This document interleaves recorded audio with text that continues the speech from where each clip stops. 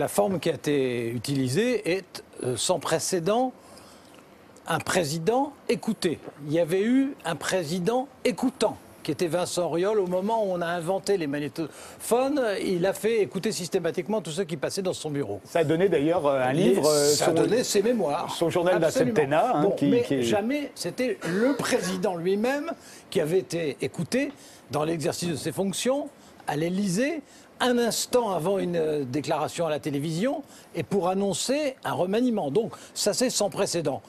Qu'est-ce que ça signifie, à mes yeux en tout cas?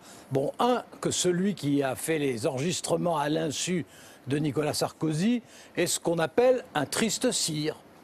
C'est quelque chose qui ne se fait pas si on est quelqu'un de normal, d'équilibré, de bien élevé, de loyal. Bon.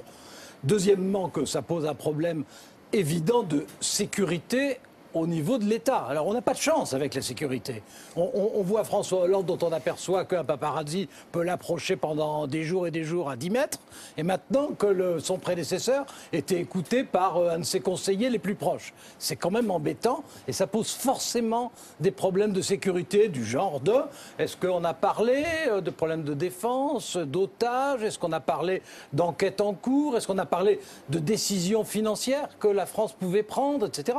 C'est en soi inacceptable. Ensuite, il y a un problème général. Le problème général, c'est que, à force de disposer de tous les moyens technologiques de la transparence pour tout le monde, pour les hommes politiques, pour les chefs d'entreprise, pour les citoyens eux-mêmes, et d'ailleurs, le cas échéant, les citoyens s'y prêtent eux-mêmes en se faisant journalistes amateurs et en écoutant les autres, ça pose un problème, je dirais même, d'équilibre psychologique. Puis la dernière question, c'est évidemment, à qui est-ce que ce déballage assez répugnant profite?